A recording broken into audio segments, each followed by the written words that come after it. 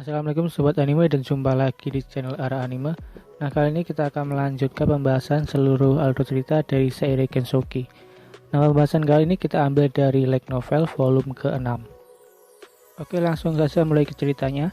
Cerita dimulai setelah menghancurkan pernikahan paksa Celia dan mereka sedang melarikan diri. Rio saat ini tinggal sementara bersama Celia dan Aisyah di pinggiran Awande. Di sana, Celia sangat terkejut dengan kekuatan Rio yang tidak masuk akal. Karena selain bisa menggunakan sihir roh, Rio juga memiliki ruang penyimpanan. Singkat cerita, saat di rumah batu, Rio menjelaskan kepada Celia tentang Miharu, Aki, dan Masato, dan bagaimana kedatangan mereka ke dunia ini. Rio pun juga menambahkan Rio sedang mencari informasi tentang para pahlawan yang baru-baru ini dipanggil lewat batu suci. Setelah itu, Rio pun mengungkapkan identitas aslinya ke Celia, bahwa dirinya memiliki ingatan masa lalu sebagai Amakawa Haruto yang berumur 20 tahun. Saat itu, Rio tersadar ketika ia berumur 7 tahun saat di permukiman Kumo. Celia pun sedikit paham akan situasinya, dan Celia paham bagaimana Rio mengerti bahasa yang mereka gunakan. Tapi Celia tidak tertarik dengan hal itu. Celia saat ini lebih tertarik dengan umur Rio yang sebenarnya, yaitu berumur 20 tahun. Dan menurutnya itu lebih tua 2 tahun dibandingkan Celia. Selain itu, Celia juga khawatir dengan hubungan Rio dan Aisyah, dikarenakan mereka tampak sangat dekat dan selalu menempel kepada Rio. Lalu Celia pun bertanya tentang Aisyah, dan sedikit-sedikit mengetahui hubungan antara Aisyah dan Rio yang sebenarnya. Singkat cerita, setelah mereka bertiga mandi dan makan bersama, mereka pun memutuskan untuk tidur. Seperti biasa, Aisyah mengikuti Rio menuju kamarnya. Celia yang melihat itu pun cukup terkejut. Kemudian Rio menjelaskan situasinya kepada Celia. Setelah itu, Aisyah pun menawarkan diri agar mereka tidur bersama. Walaupun awalnya Celia menolak, tapi akhirnya Celia pun dengan malu-malu setuju. Mereka bertiga pun tidur bersama di kamar Rio. Singkat cerita, pagi pun telah tiba. Rio, Aisyah, dan Celia hari ini akan berbelanja kebutuhan harian di kuil perdagangan Rika. Di sana, Celia menggunakan nama samaran Cecilia dan Rio menggunakan nama samaran Haruto karena mereka berdua saat ini sedang dalam masalah. Seperti biasa, Aisyah akan menemani Celia berbelanja, sedangkan Rio berkeliling mencari informasi. Rio mencari informasi tentang pahlawan yang dicari Miharu, Aki, dan Masato. Dan Rio juga mencari informasi orang bernama Lucius, yaitu orang yang telah membunuh kedua orang tuanya. Namun, setelah mencari informasi di sekeliling kota, Rio tidak menemukan banyak informasi. Rio pun kembali ke tempat Celia dan Aisyah. Saat bertemu, Aisyah dan Celia pun menunjukkan pakaian yang telah ia beli. Rio pun memuji Celia dikarenakan pakaian yang dia gunakan nampak sangat cocok dengan Celia. Setelah itu, mereka bertiga pun kembali ke rumah batu. Saat di rumah batu, mereka bertiga pun merencanakan untuk pergi ke Clone Care untuk mengirimkan surat ke ayah Celia agar ayah Celia tidak khawatir. Selain itu, Rio juga berniat mencari informasi pahlawan yang ada di sana. Singkat cerita, 2 hari kemudian mereka bertiga pun berangkat dan telah sampai di Clone Claire, yaitu tempat kelahiran dari Celia. Sesampainya di sana, mereka bertiga pun menyusup ke rumah orang tua Celia, tapi sayangnya orang tua Celia tidak sedang ada di rumahnya. Mereka pun memutuskan untuk memberikan surat itu lain kali, dan mereka pun kembali ke rumah batu yang sudah dipindahkan Rio ke wilayah Rodania. Malamnya, mereka bertiga pun menyusup ke ibu kota Rodania dan berhasil mendapatkan informasi tentang pahlawan yang muncul di sana, yaitu pahlawan Sataka Hiroaki. Cerita pun berganti ke kapal udara yang ditumpangi Lisote yang saat ini sedang dalam perjalanan pulang setelah menghadiri pernikahan Celia di Beltran. Tiba-tiba, pesawat itu pun bergoncang. Setelah dilihat apa yang terjadi, ternyata pesawat itu diserang oleh naga hitam, dan pesawat itu pun terpaksa mendarat di sebuah danau di kota Nor. Setelah beberapa saat mendarat, kapten pesawat itu pun berhasil menghubungi pesawat lain yang saat ini sedang ada di tepi danau. Pesawat itu ternyata pesawat yang ditumpangi Putri Flora dan pahlawan Hiroaki dan juga rombongannya.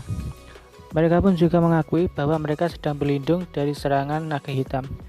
Sementara itu, pahlawan Hiroaki yang melihat kecantikan Lisote terus-terusan merayu dan menyombongkan diri bahwa ia adalah seorang pahlawan dan memaksa keinginannya untuk mengawal Lisote yang menurutnya gadis cantik tidak boleh dibiarkan berjalan sendirian. Singkat cerita, mereka pun akhirnya bergabung ke rombongan dan mereka pun sedang menuju wilayah Amande dengan menggunakan beberapa kereta kuda. Perjalanan itu pun membutuhkan waktu beberapa hari dari sana. Di tengah perjalanan, pahlawan Hiroaki terus-terusan menyombongkan diri dan pamer pedang Yamata no Orochi, yaitu salah satu dari 6 senjata ilahi. Lisote pun merasa kesal dikarenakan kelakuan dari Hiroaki yang tidak mencerminkan seorang pahlawan. Selain itu, Hiroaki ternyata tidak mempunyai pengalaman bertarung sama sekali. Bahkan melawan monster pun ia tidak pernah. Hiroaki beralasan bahwa tempat tinggalnya dulu adalah tempat yang sangat damai. Dan nama pahlawan itu cuma sebagai gelar dikarenakan ia dipanggil ke dunia ini dan mendapatkan senjata ilahi, yaitu pedang yang diberi nama Yamata no Orochi. Cerita pun berganti ke Reis yang saat ini sedang mengamati rombongan itu dari langit. Reis kali ini berencana menyulik Putri Flora dan juga Lisote yang ada di rombongan itu. Namun Reis sedikit khawatir dikarenakan bawahan Lisote bernama Arya ada di sana. Reis kali ini akan cukup berhati-hati untuk menjalankan rencananya dikarenakan Arya memiliki kekuatan tempur yang sangat berbahaya. Cerita pun berganti kembali ke rombongan. Di kereta pertama ada Lisote, Flora, Hiroaki, dan Ruana. Di kereta itu, Hiroaki terus-terusan menyombongkan diri dan Ruana juga terus-terusan memuji Hiroaki. Kayaknya si Ruana ini mempunyai rasa terhadap Hiroaki. Sementara itu, Lisote sedang mencoba berteman dengan Flora. Namun, percakapan antara Lisote dan Flora selalu diganggu Hiroaki. Singkat cerita, bawahan Lisote bernama Arya mendeteksi adanya monster mendekat dari hutan. Arya pun memperingatkan para rombongan untuk bersiaga. Singkat cerita, puluhan goblin dan os pun menyerang rombongan kereta tersebut. Arya dan bawahan Lisote lainnya pun memasang pelindung ke kereta yang ditumpangi para petinggi. Arya dan bawahan Lisote mengurus monster di bagian depan, sedangkan Kesatria Betra mengurus monster di bagian belakang. Sementara itu, di dalam kereta, Hiroaki sangat ketakutan dan terus-terusan mengoceh dan juga mengeluh dikarenakan sudah terjebak dalam situasi tersebut. Hiroaki pun sampai-sampai meringkuk ketakutan. Namun saat itu, ia ditenangkan oleh Ruana. Lisote yang melihat Hiroaki sangat ketakutan, menjadi sangat kesal dan dalam hatinya berkata, kemana perginya sikap sombong yang tadi? Diserang monster seharusnya dibantu, malah mengeluh terus. Cerita pun berganti ke pertempuran. Arya yang saat ini di barisan depan telah berhasil mengalahkan para monster dan akan menuju ke belakang dikarenakan Kesatria Beltram sangat kewalahan dan banyak yang tumbang. Di sisi belakang pun juga muncul 3 humanoid hitam dan 9 humanoid abu-abu. Jadi ada tidak punya pilihan lain selain membantunya. Sementara itu, Reis yang saat ini sedang mengamati dari langit melihat Arya menuju pasukan belakang. Reis pun akhirnya turun menuju hutan dan menyuruh monster Minotaur untuk menyerang. Hiroaki yang sudah sangat ketakutan pun tidak tahan di dalam kereta dan akhirnya ia pun keluar dan diikuti oleh Ruana. Lisote dan Flora pun juga tidak punya pilihan lain selain mengikutinya, dikarenakan hal itu bisa membuat situasinya semakin berbahaya. Di luar, Hiroaki dan Ruana pun langsung memasang pelindung dan dihampiri oleh Lisote dan Flora. Namun tidak lama kemudian, monster Minotaur pun muncul dan mengincar Lisote dan Flora. Ruana yang melihat monster itu pun meringkuk ketakutan dikarenakan saat di akademi, ia pernah berhadapan dengan monster itu dan hanya bisa lari. Cerita pun berganti ke Ryo dan Celia yang saat ini sedang terbang dari Rodania. Mereka melihat ada sebuah rombongan yang diserang oleh monster. Setelah beberapa saat diamati, Celia pun menyadari bahwa rombongan itu adalah rombongan dari Arya yang merupakan temannya saat akademi dan saat ini sedang berada di Guild Rika. Namun ketika itu, Aisyah menyadari ada kehadiran buruk di dalam hutan, tetapi kehadiran itu sedikit demi sedikit telah menghilang. Tidak lama kemudian, mereka pun melihat monster Minotaur yang muncul dan menyerang rombongan tersebut. Hal ini membuat Ryo memutuskan untuk membantu rombongan itu, dikarenakan Ryo tidak bisa membiarkan teman Celia dalam bahaya. Setelah itu, Ryo pun bergegas menuju ke rombongan itu. Sementara itu, Reis menjadi ketakutan sampai berkeringat dingin dikarenakan tiba-tiba ada kehadiran roh tingkat tinggi di dekatnya, yaitu adalah Aisyah. Reis pun lalu buru-buru menyembunyikan hawa keberadaannya dan hanya memilih melihat pertempuran itu selesai. Reis pun juga berkesimpulan bahwa roh itu jugalah yang telah menghancurkan pernikahan Charles. Cerita pun berganti ke pertempuran. Ketika itu, Lisote yang sedang merawat korban terluka, tiba-tiba diserang oleh monster Minotaur.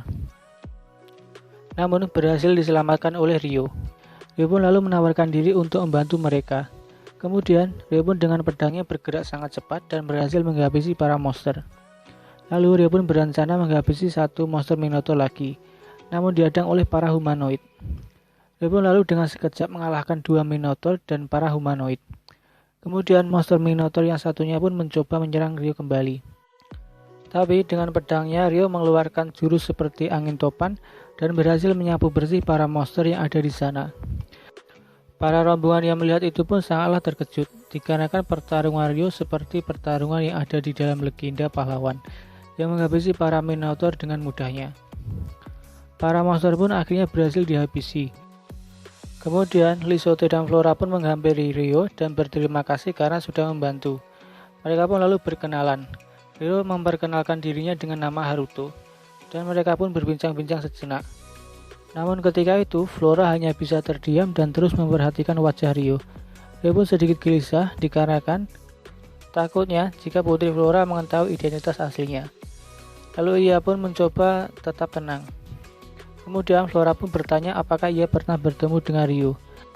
Ryo pun menjawab ini adalah pertemuan pertama kali mereka.